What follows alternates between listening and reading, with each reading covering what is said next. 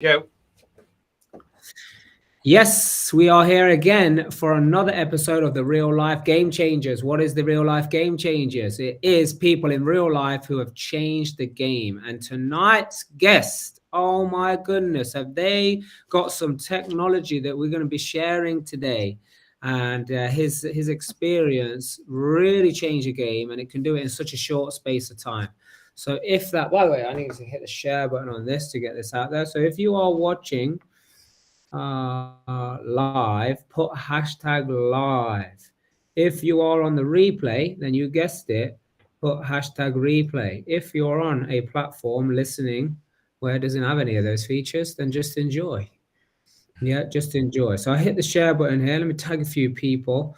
And once you guys are on here, by the way, I want you to tag as well, because people in the real life tribe, they're going to know all about doing the right thing for the right reason, because that is the only way to discover their true potential. But what our special guest, Mr. Dr. Michael Lee, is going to be talking about is all of the things that have happened, traumas, situations, problems, challenges that have come up that we don't even know about, that are taken away from our true power and our true potential.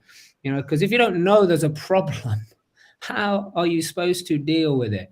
So I've worked with this guy on many occasions. Most recent occasion, Mr. Dr. Michael Lee has been helping me on my tennis journey. So in the physical aspect of making sure my body can do what it's supposed to do. So first of all, thank you, Michael, for being here. It's an absolute pleasure, and I'm so excited for this episode. Thank you, Mark. It's really good to see you. I'm really excited to help lots of people today. Yes, absolutely, absolutely. So just give us the viewers, give us the listeners here, just give them the highlight reel of Dr. Michael Lee. What was it like? Where do you grow up? What was it like? And how have you got to, you know, who you are today?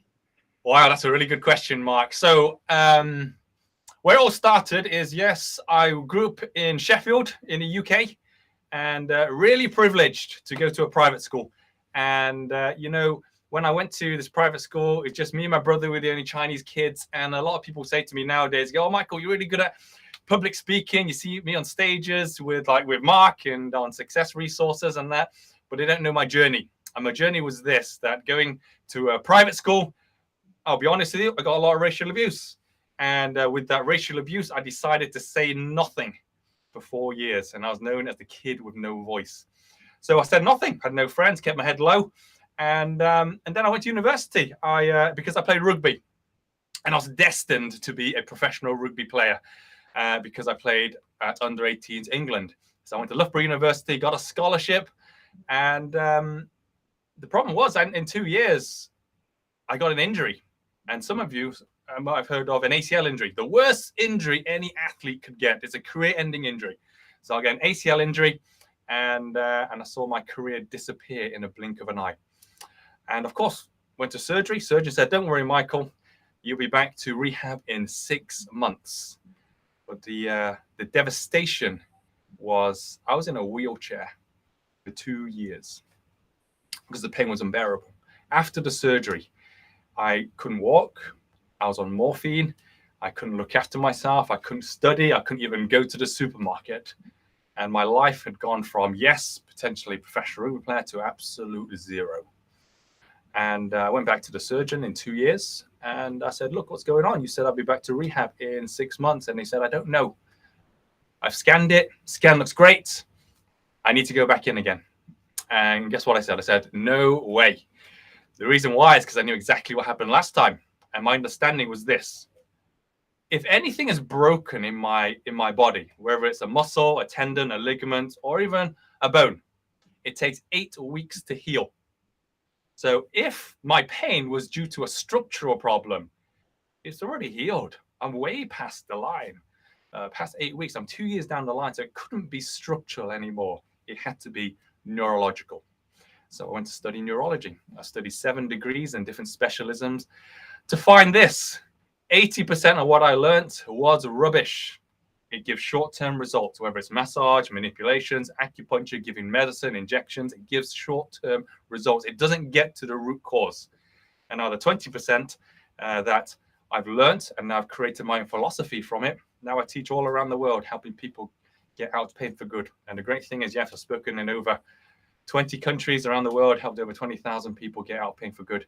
And with this technology that Mark's talking about, I became the first clinician in the world to break a patient out of locked-in syndrome. And if you're not sure what that is, it's the worst stroke someone can have, where 70% of these people die, 30% stay paralyzed for the rest of their lives. And I got her running just in 8 months. And this was a medical marvel. And this is the reason why I teach around the world, because it's meant to be impossible. And it's just about finding the root cause. So that's my background, Mark. And I hope it wasn't too long-winded, but I hope it gives a good context of where I come from. No, perfect. And I think we want to dive straight in, right? This is insane what you're saying here, and some of the case studies that you've got, just off the chart. But let's just talk with, you started going into neurology, right? So you studied neurology, but just tell us about some of the other methods and the practices that you got yourself studying, got insight on to come up with this method. Absolutely. Thank you, Mark. So I've studied a master's degree in psychology, a master's in injections and medicines, and I've got a master's in acupuncture and Chinese medicine. So I've kind of gone through the entire spectrum, trying to figure out how to fix myself. Of course, I've got a master's in strength and conditioning, sports medicine, and just understanding how the body actually works. But the thing is that from all my studying, yes, the 7 degrees, including a doctorate in neurology, I wanted to find out what or why is the brain not fixing this problem in someone's body? Why is someone still in pain? Because if someone's in pain for longer than 8 weeks, the brain, from my philosophy, it's not that the brain doesn't know what's happening. The brain's actually created it. And the question is, why has it created it? It's usually because it's protecting itself from a previous trauma. So this is why I wanted to find out, what short term, do people just want to be patched up, or do they really want to get deep into the true causes? And once you find the causes, not only does it get rid of the pain, it also stops it from coming back as well. And that's what I really feel that's what people really need right now, rather than throwing medicine at something. Because I haven't met someone that says to me, hey, Michael, I can't wait to be on medicine for the rest of my life. It doesn't happen. Yeah. So it's all this kind of like band-aid stuff, just to like bandage it up, but nothing's really happening. And here's the thing: I tore my cruciate ligament, the ACL that you're talking about, when I was about 21 or something like that, 21, 22, and then came back, tried to play football again 3 or 4 times, kept injuring it. Was very weak, doing lots of work, one-legged exercises, and even till recently, it was like 2 inches less capacity, like the measurement of the quad. Lost like 2 inches, 1.5 inches, which is an insane amount. And it wasn't until that I met you and you started telling me about it. It's like, if the nerves are not firing properly, you can do as much workout as you want.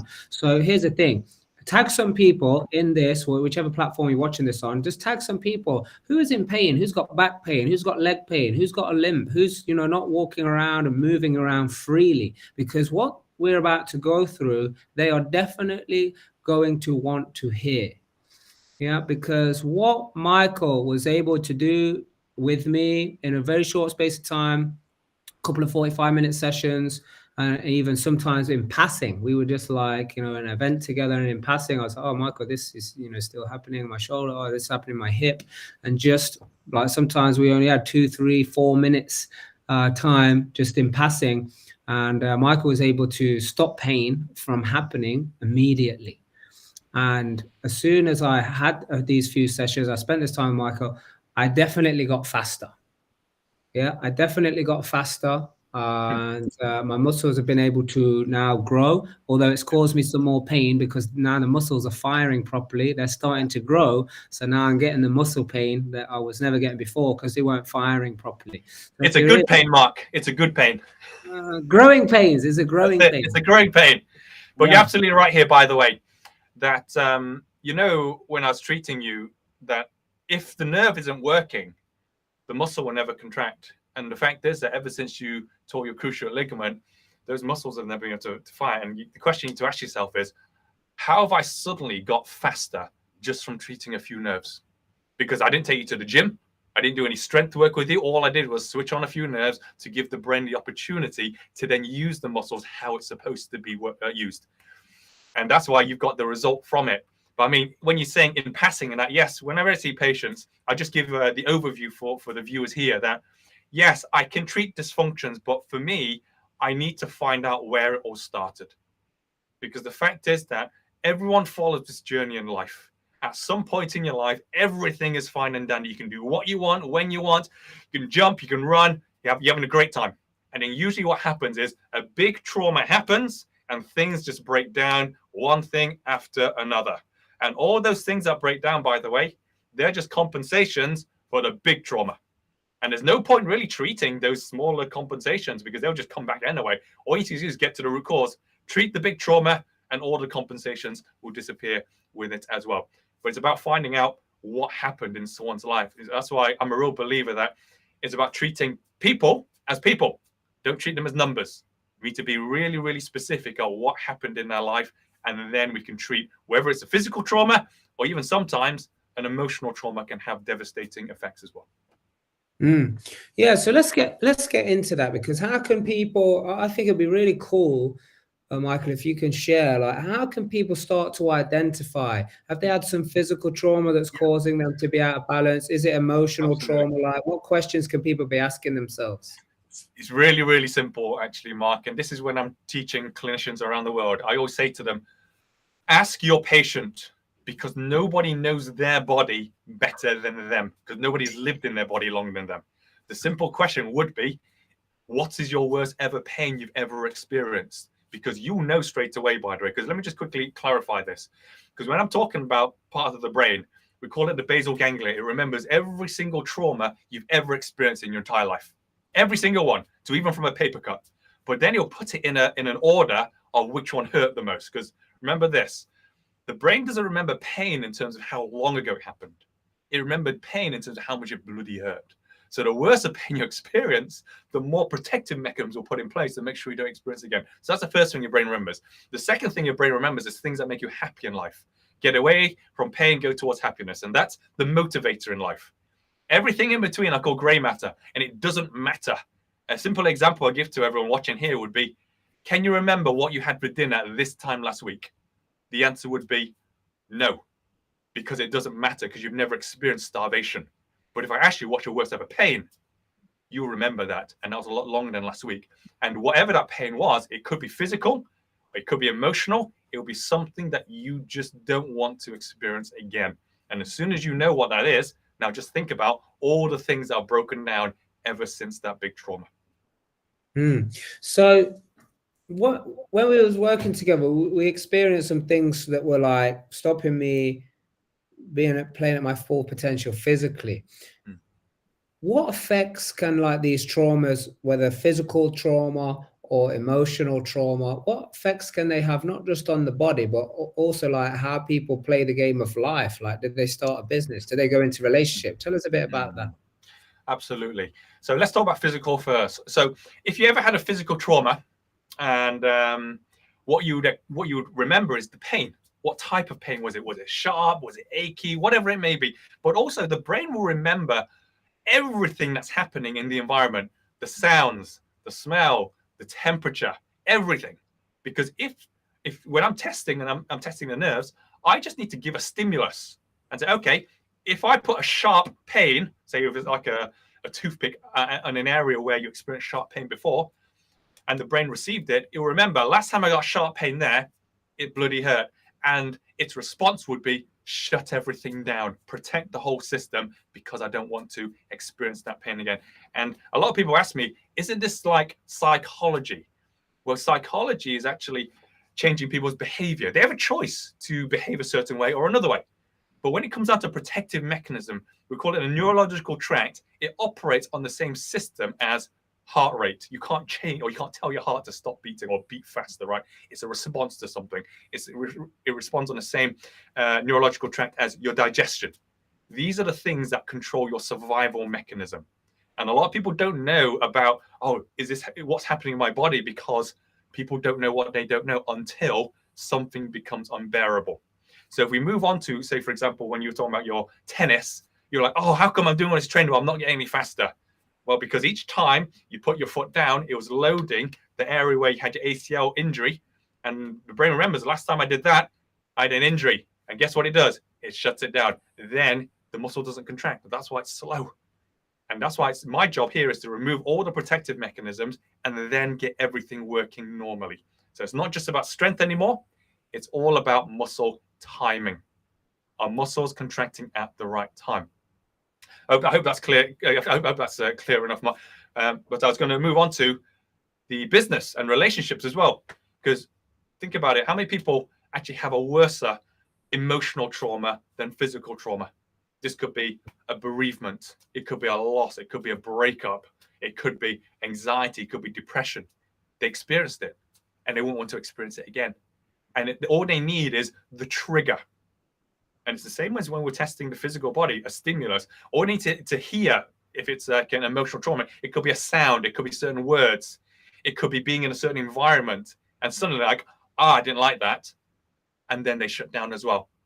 Then they start to go back into their old habits of fear. And then they don't take action. Then they don't move forward. And of course, when they're in fear, nothing happens. And that's what emotional traumas can do to people. Yeah, so for example, because I witness this a lot in all the people that I've done business with, we've grown companies, we hire people, we train people all over the world, and like the most common trigger I see is when something like signals to them that, oh, maybe I got it wrong, or maybe I'm not good enough. So, and it can be as simple as just a piece of feedback, even if it's really good feedback, even if it's just helping bring awareness, like in the person, it can trigger them to be like, oh, did I do it wrong? Am I going to be told off now? Am I going to be fired or something like that? So that's one of the biggest things I see. So how does this affect people when it comes to, maybe I've got to go raise investment, I've got to go get property deals, I want to make a move in business, I've got to make a decision here. Like, what have you seen about that? Absolutely. So when you're having these fears of, oh, I'm not good enough, essentially the brain is referring back to a previous experience. They've had an experience of either being told off, being fired, or something not good actually happening. And because they've experienced it once, they're looking out for, oh, when is it next going to show up? But one thing they're not focusing on is this.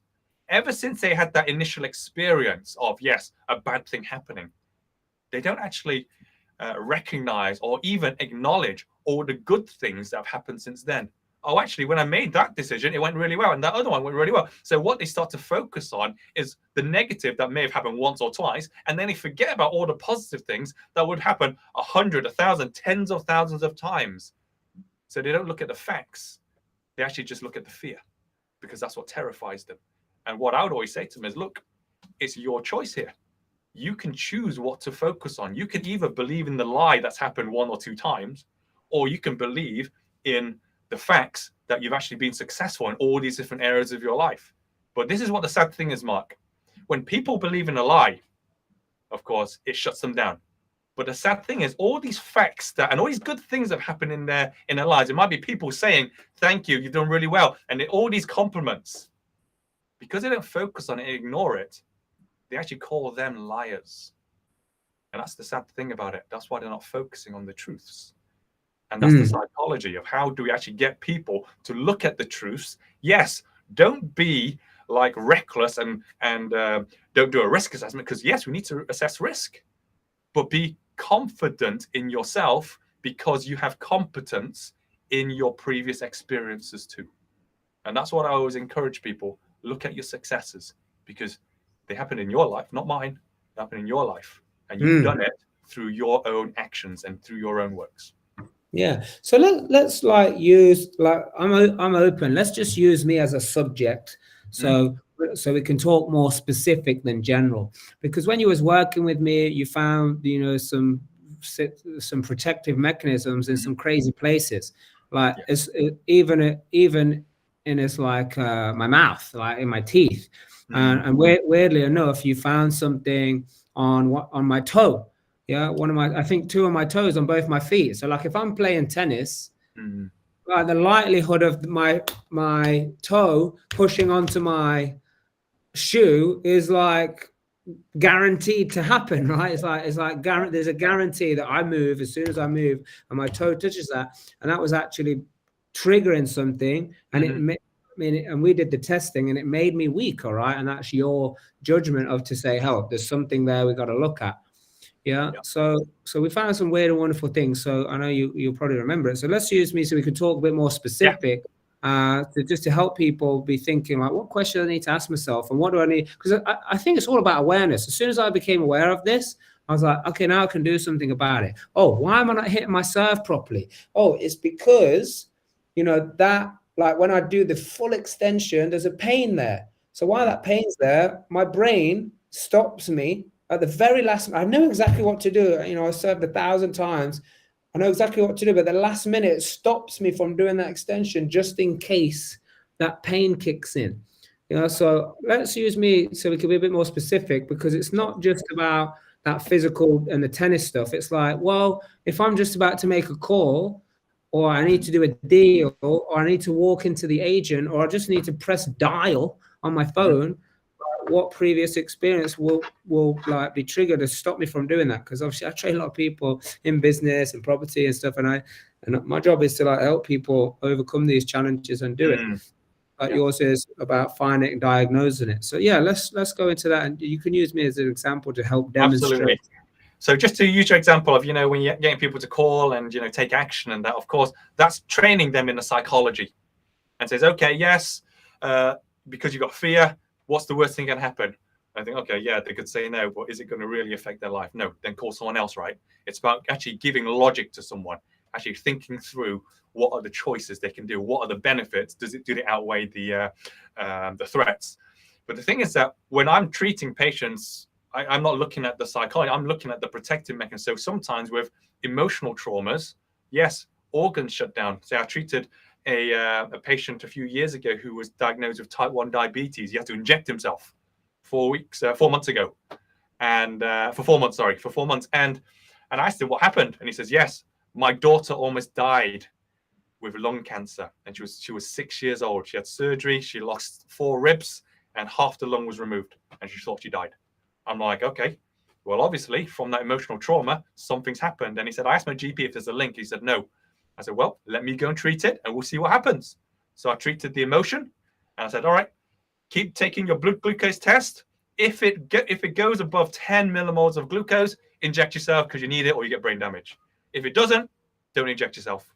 He comes back in 3 days, hasn't injected himself since, because it's about finding why did the brain shut down an organ. So it's the pancreas that regulates blood sugar. Also, this is the same theory of when I'm teaching oncologists, people who consultants that look after cancer patients. Why does someone get cancer now? Because they could have cancer at any point in life. Could be yesterday, could be tomorrow, could be 10 years before, 10 years later. The real question is why now? Because my understanding is when there's an organ in the middle here called your thymus, all it does is kill cancer cells. So my question is, why has it stopped working? And it's always an emotional trauma.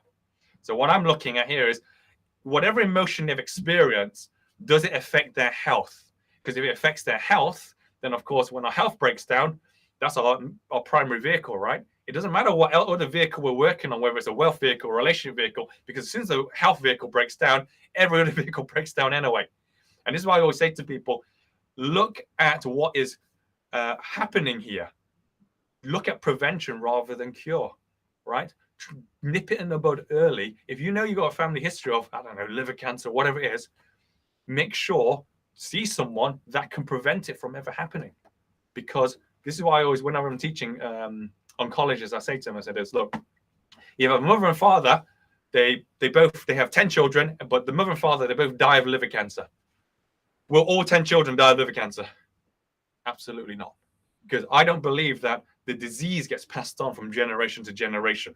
What actually happens is the trigger that caused the parents, their brain, to shut down the thymus, which looks after cancer, that gets passed on. And as soon as we treat the trigger, patient's thymus will always work. It will never shut down. So like, I don't know if this is a privilege or a curse or what, but like I've had the opportunity to be in many different families and see, how they operate, how they speak to each other. So as you were talking then, it just makes me think. So you're talking about the trigger. So could it be like if a family is, I'm not going to say naturally because it's not naturally, but if their orientation is very argumentative, whether very opinionated, can this be the thing that then creates certain, Absolutely. Mark, everyone's different. Everyone's unique in their own way. And it really comes down to how does that person's brain, the part of the basal ganglia, interprets the emotional trauma, right? Say, for example, if someone, we're in a family and they have a massive bust up and they never speak again, but they used to be really close. That's big enough for the brain to actually switch off organs. And it's about treating that trigger so that the organs can start working again. So if anyone has like an organ that was working before because it used to work perfectly, the real question is, why has it stopped working now? And it can be from emotional traumas like that. So like how young can this start to take effect? That's a good question.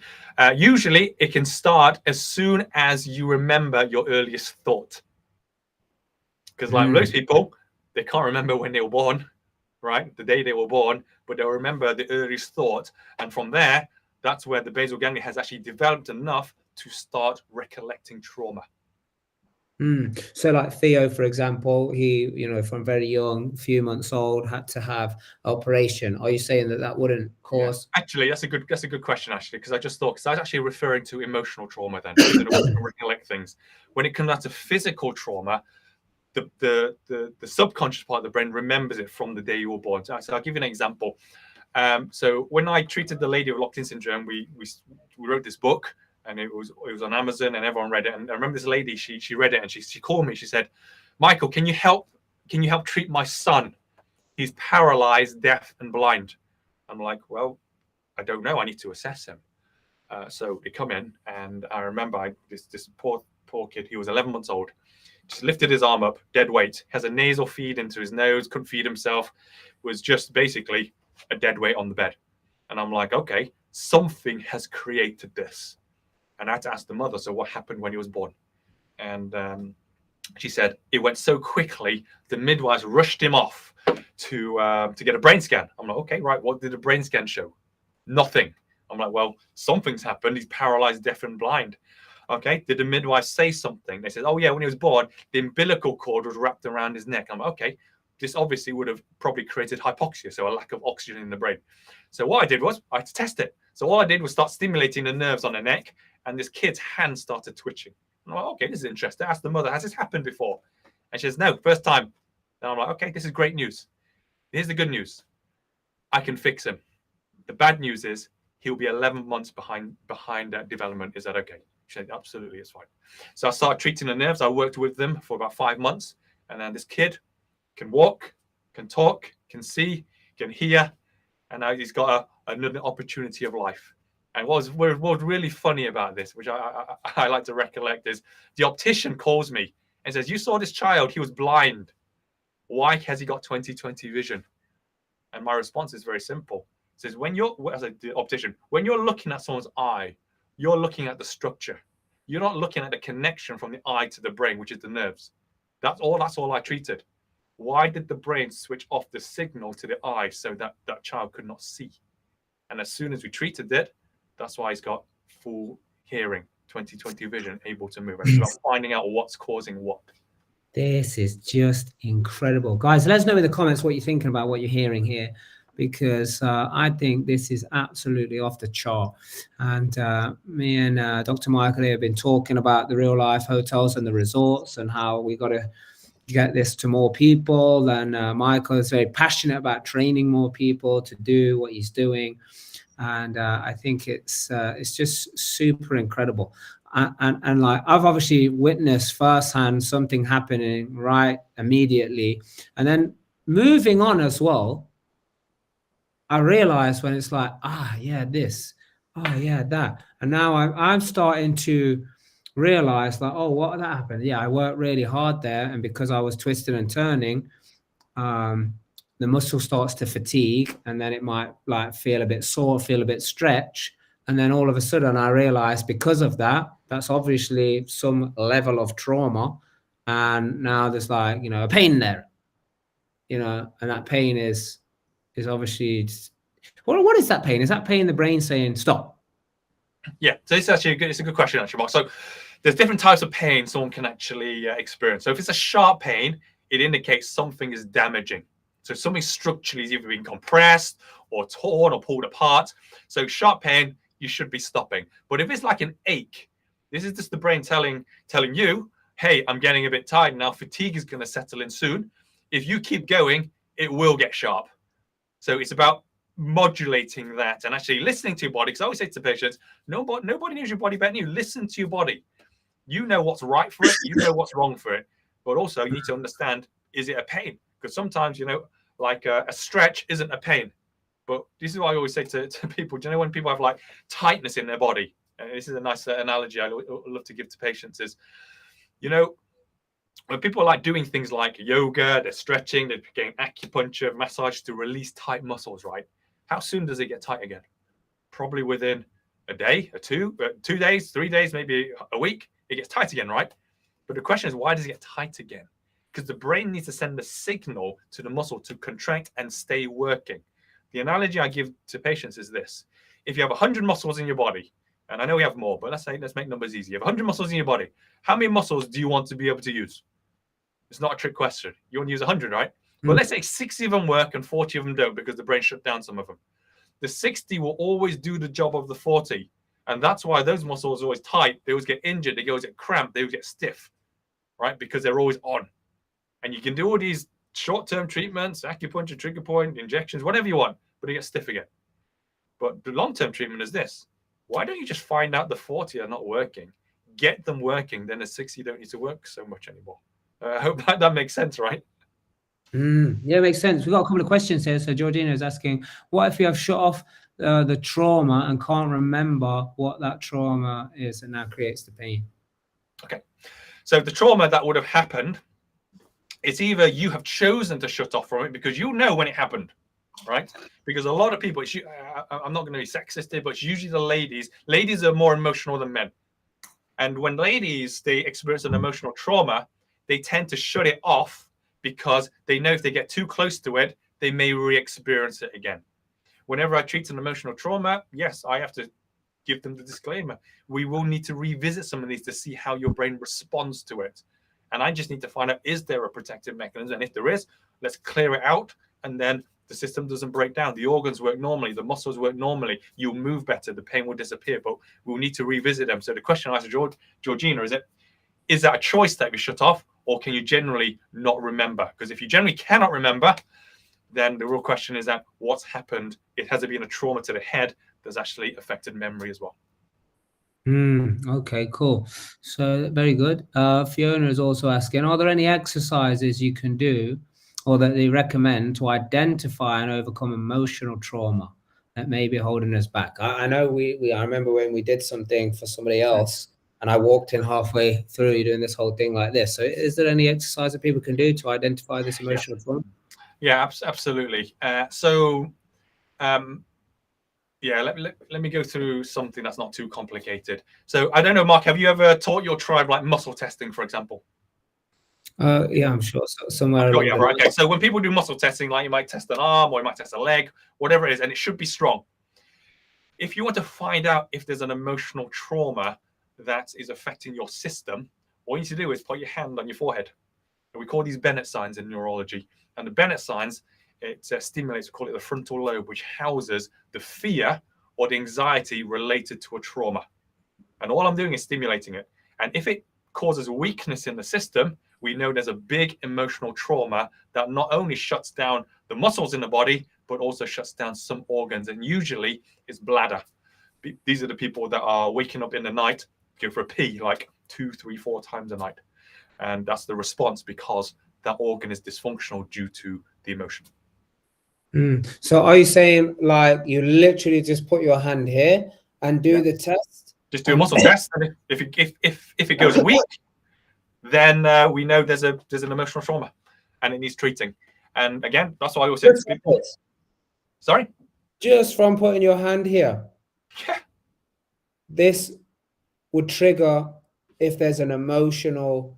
Yeah, it will tell me if there's an emotion there. It doesn't tell me which emotion, but it tells me if there's an emotion. And it, because all I need to find out is, how does that person's brain protect their body in terms of survival anyway? And I want to find out where is emotion on that level, because where was their greatest pain? Is emotion at number one? If it's number one, put your hand on the forehead, everything will shut down. You know what? I'm going to put you on the spot, so I know you're okay with that. Yeah. And I want to ask you, but I also want to ask everybody listening here, whether you're watching it live or on a replay, let me know in the comments. Would it be useful, and I'm asking you at the same time, Michael, would it be useful if you was to see like a live, what would you call it, Michael? Like a diagnostics? Sounds like assessment, a live consultation, assessment of someone who's had trauma or pain, yeah. Diagnostics more like a car. Yeah. Yeah, so like put it in the chat, the comments there. Would you want to see Michael? You come on, I'm happy to be the specimen. Yeah, and you can see like what works. Have I got emotional? Have I got some physical trauma? And how the body responds to it? Would you be up for that, Michael? Yeah, absolutely. You know, as long as I can teach more people and help more people get out of their pain or get out of their disease, it's already worthwhile. Yeah. So if we could do that, let's organize that. If we could do that and people could start to see, because I think this information is too important. Who would agree? Put it in the comments if you agree with this. I think this information, this knowledge, this know-how, that there are ways to become pain-free. There are ways to feel better in life. Because like as well, I mean, I don't know if you can give us some examples of this, but you know when someone's got a pain, they're a grumpy. Like it really does affect people's life and the well-being. And if you're walking around grumpy all the time, then what kind of life is that? And how do you affect other people around you? You're absolutely right here, Mark. When someone's in pain, they're grumpy, they're grouchy, they have a really short fuse, and actually no one wants to be near them because they're just waiting for them to erupt, right? And this is why I always like challenging people. I says, hey, do you know you had this pain for a long time? It might be months, years, decades, even in some cases. Why don't you do something about it? Why don't you find what's causing it? Yes, you can patch yourself up by getting a massage, acupuncture, but why don't you get the root cause? Because you know that if you can find the root cause, you can actually stop it from happening again as well. And I guess I could give you, actually, I'll give you an example here. I did this study when I was in Loughborough. And I said to the professor, hey, I want to do this study. And it's a bit out there, but are you okay me doing it? He says, yeah, what is it, Michael? And he says, I want to study chronic lower back pain due to food intolerances. And he's like, why would you do that? I'm like, this is my thinking. Just think about it. How many people do you know that put their back out by doing something ridiculous, like picking up a piece of paper, tying the shoelace, washing their face in the morning, brushing their teeth, twisting in bed, right? Stepping off a curb, something just so little. And why does it put their back out? Because I would say, how many people do you know? Loads of people. It happens to loads of people. And my thinking is this. You have over 100 muscles in your lower back. How come every single one of them shut down at exactly the same time? That's the question. So what I did, I got 200 patients, put electrodes on their spine to test the neurological signal from the brain to the muscles in the spine, did a food intolerance test with them, found out, got the foods that they were 100% intolerant to, and then put the food onto their tongue. As soon as the food touched the tongue, immediately, all of the nerves to the lower back muscles switched off. I'm like, wow, this is interesting. Let me start the stopwatch. I'm going to wait and see when does this start working again. So I waited. Guess how long it took? A minimum of 4 hours until the muscles even started firing. And I'm thinking, if someone's consuming a food intolerance for breakfast, lunch, and dinner, they're screwed. 12 hours of high risk. Just by finding out what you can eat specifically. Don't believe like, oh yeah, have your 5 a day or go and do this diet, that diet. Find out specifically what you need for your body, because your DNA is your DNA. What you can eat will be different to what I can eat. What I can eat will be different to what Mark can eat. But it's going to be specific to you. Yes, there are some people say, oh, I don't want to eat meat. I don't eat these vegetables. Whatever it is, it doesn't matter. Just find out what serves your body well and what shuts it down. And stay away from the things that shut it down, of course, or get it treated so I can stop them from shutting it down. But what's the one thing I cannot stop is I cannot stop that food from damaging your gut. So that brings on like symptoms of bloating, low energy, lethargy, constipation, diarrhea, reflux, migraines, back pain. I can't stop those if you can choose to continue to consume those things. Is that possible that that can happen from eating good foods? Yeah, I'm going to use inverted commas, good foods. Like broccoli, let's say. Yeah. You know what? The top 3 things that I find as a pattern, because we've done tens of thousands of these food intolerance tests on athletes, Olympians, Premier League footballers, celebrities, and the common pattern is this. The most common intolerances are these: gluten, dairy, and here's the shock, vegetables. That's the shock. Well, yeah, I mean, gluten is what it says. It's glue, so we shouldn't really be eating that anyway. What was the second one? Dairy. Well, we shouldn't be eating that either. Yeah. Yeah, so let's get rid of them. But yeah. Vegetables. So what do you mean by vegetables? Because that's a bit vast. Yeah, it's vast. There's lots of different vegetables. That's why it's being specific on what vegetable shuts down a certain person. But I'm not. By the way, I'm not having to dig at vegans or vegetarians. You can still eat your vegetables. But I'm just saying this is the pattern I've seen. I got another question though. So what kind of vegetables? Because let's face it, the vegetables that are out there in the mass market to purchase. Yeah, they're not really. I wouldn't say they're like, you know, nature's best produce. Yeah, I would say the most common one is tomatoes. They've got high nitrates, and high nitrates does actually affect how the nervous system operates. What's nitrates? Nitrates is nitrogen that lives, nitrogen, hydrogen, and oxygen. It lives inside the tomato.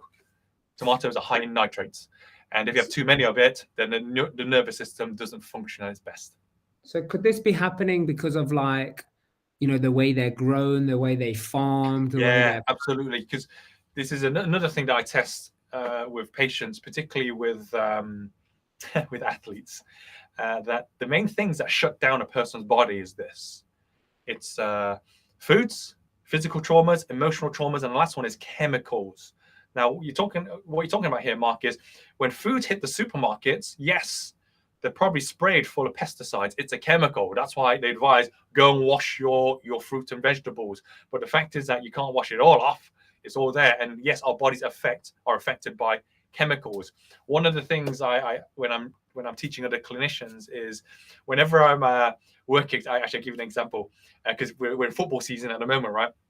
When I worked at Leicester City when they won the Premier League, one of the things I did to help them get the best home record of the whole season was this. I knew humans have a chemical intolerance. As soon as they smell a chemical that could potentially kill them, say, for example, bleach, because you know if you drank bleach, it would kill you. If your brain smells it, it wants to know where is it and how do I get away from it. So, of course, what I did before every game at the King Power Stadium was I told the cleaners, all right, bleach the away team's changing room.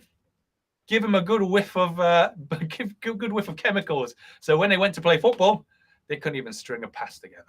And of course, being good hosts, I said to the cleaners, before half time, go and bleach it again. So they get a double dose. Because now their brain is just looking for bleach. They're not even focused on how to play football anymore because something's challenging their survival mechanism. But you're right, chemicals can make a massive change to people's performance as well. So this kind of links in, and there's George has put a question in there as well. You know, we've got some football fans laughing. Well, you already told me that story, and I just thought that was amazing. But it makes sense. And we actually found an intolerance to the deodorant I was wearing, if you remember. Yeah, I remember. So I'm thinking, you know, I put this on before I play tennis, so I put it on in the morning. How long did you say it lasts? It was like 2 hours, minimum of 2 hours. Minimum of 2 hours. So you put something on that's a chemical. 2 hours, you know, the body's shutting down. It's not operating properly. It's not its capacity. And it brought on weakness for you, Mark, if you remember, just from smelling. And you kind of think, if I'm going to go and play tennis now, and it's brought on weakness, suddenly, are you at high risk of injury? Because if muscles can't fire, guess what happens to the joints? They compress, and then they get irritated, and then it creates pain. So that's why you have to think muscles are there to stabilize the joint so that it can move normally. But if they're not firing, who knows where the joint's going and who knows what injury could occur as well. And that's it. And George is saying, Michael, do you have any proof of this thing about the vegetables, or is it just your opinion? I mean, I kind of know the answer to that. And what is cool, hopefully you guys can meet one day.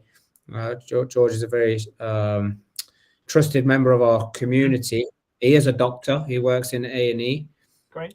And yeah, so great. Yeah, answer the question. Absolutely, George. So yeah, just come and, because remember, I can't give you a general response, because a general response means it happens to everyone.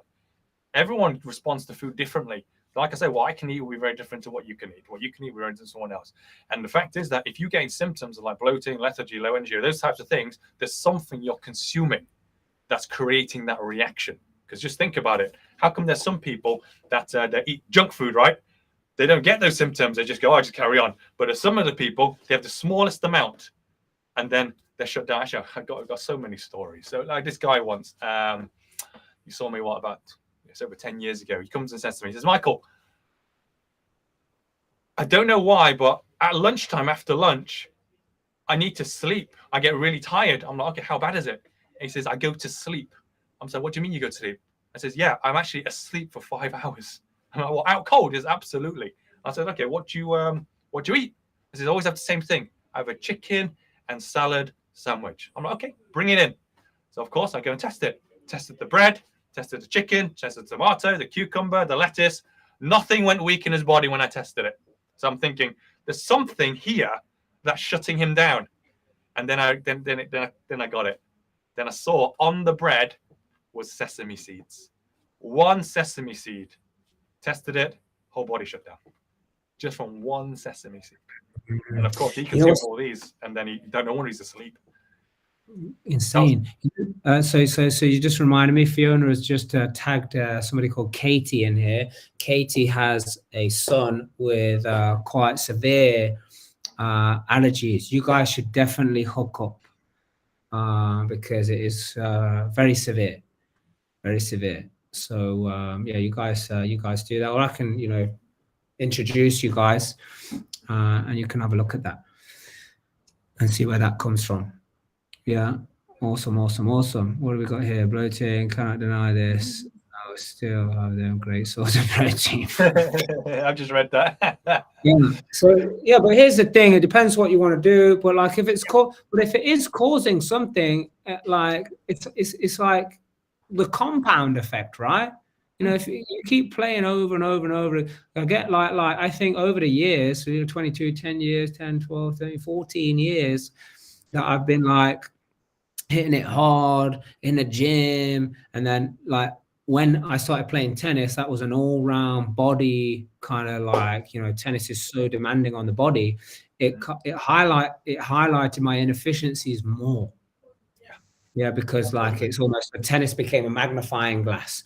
And I'm so glad it did, and it highlighted it now, because I imagine later, another 10 years or so, that the body is really going to be in pain, and it's going to be, of course, some kind of destruction, some wear and tear, some decay of muscles, bones, joints, all of this stuff.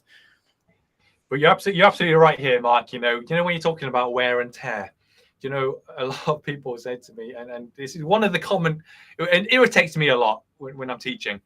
And a lot of doctors, usually GPs, they say, oh yeah, arthritis. People get arthritic hips and knees. They say, oh, it's because of your age.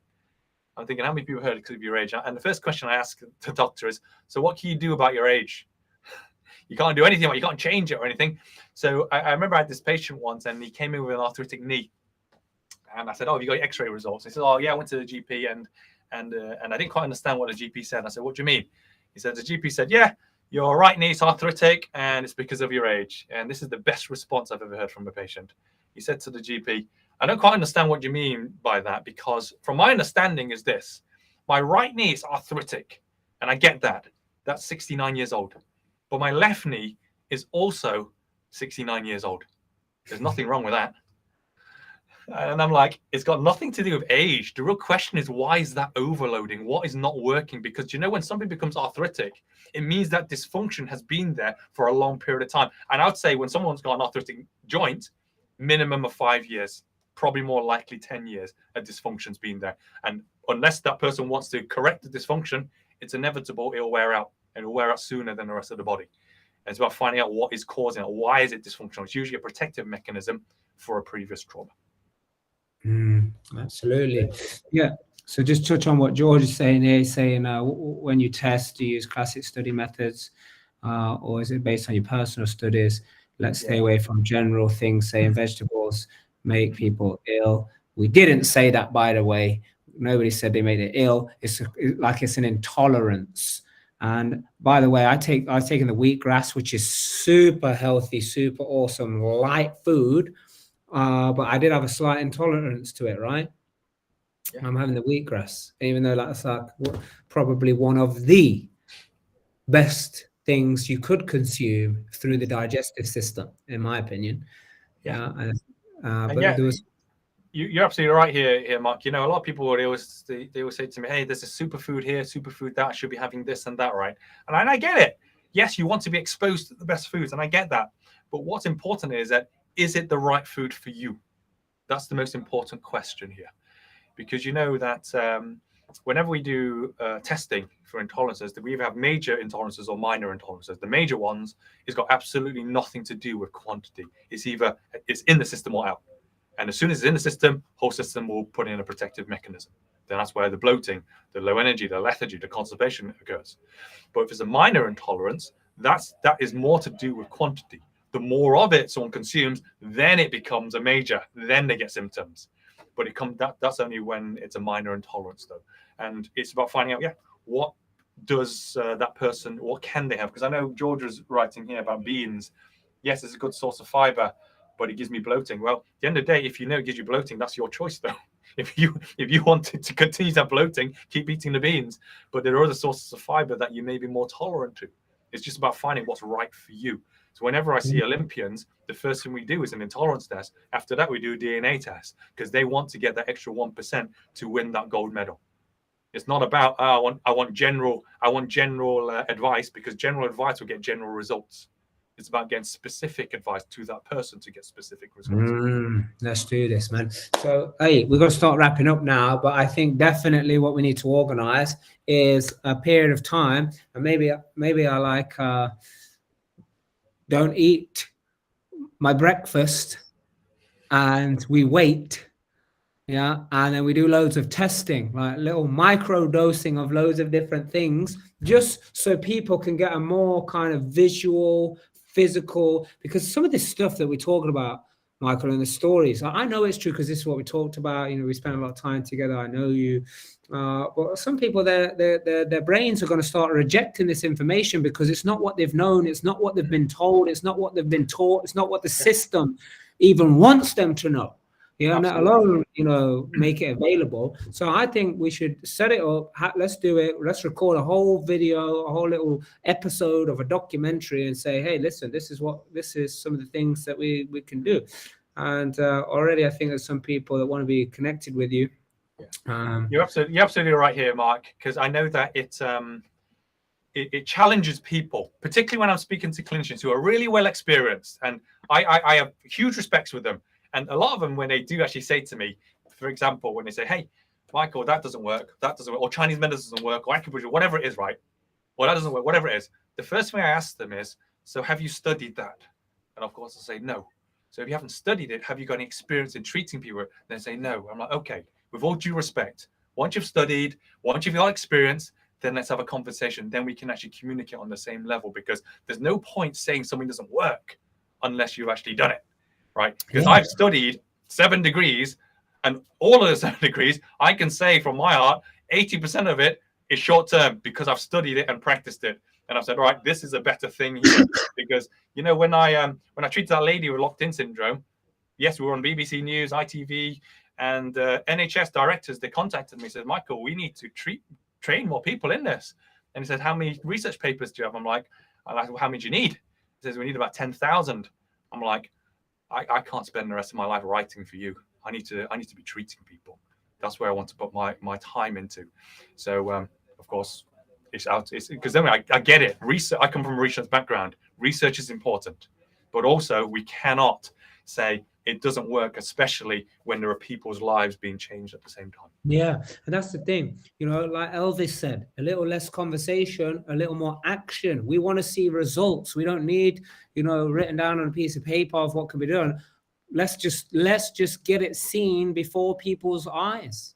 You know, I've experienced it firsthand very quickly. We did the little ladder test in my hotel room, you know, after you did the treating. And then once I got back in the gym and I was doing the ladder test, I was telling my trainer, I said, there was no need for me to say, I don't know what's happening, because I did know what was happening. The only thing that was different is I'd spent that time with you. And I was like he can even see, and he's like, oh, good form today, quick today. And I was doing the one-legged one, and the weak leg is the right leg, right? Where I had the trauma. I had the trauma in the hip, I've had a trauma in the knee, I had a trauma in the ankle. You made a joke of it. You said everything is on the right-hand side.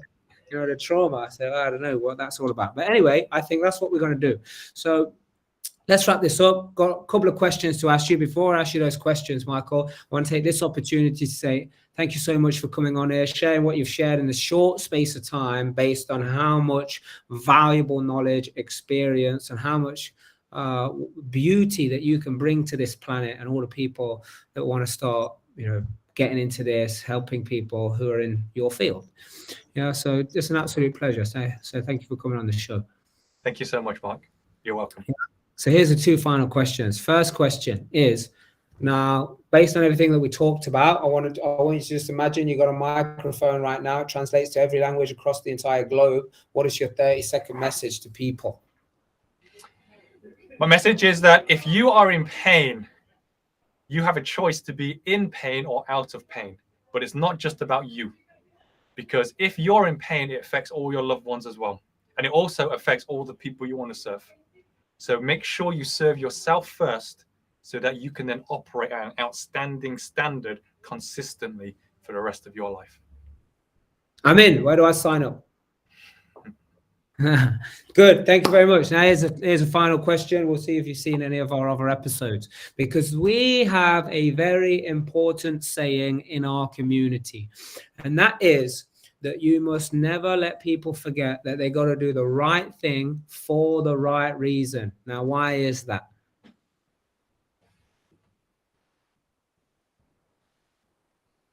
Is that a question for me, Mark? Yes. So I thought you were asking your audience. No, it's a question. Just repeat that again, Mark. Yes. So the saying is, you got to do the right thing for the right reason. Now, why is that? Yeah, you have to do the right thing for the right reason, is because it's about serving the world, right? Because if you want to change the world, it starts with one person. You change one person's life, it then changes the family. You change the family's life, it changes the community. You change the community, the city, the country, the continents, then it changes the world. But it starts with one person, by changing their action for the right reasons, and then we can change the world one person at a time. Bam, that is excellent. So I just want you to say this. This is what our saying is. So I want to ask you again if we can add you to the reel, that is, because we have a little reel that we keep adding everybody to. So I'll say, so the answer is, you got to do the right thing for the right reason, because it's the only way to discover your true potential. So can I ask you again, and you say that? Absolutely.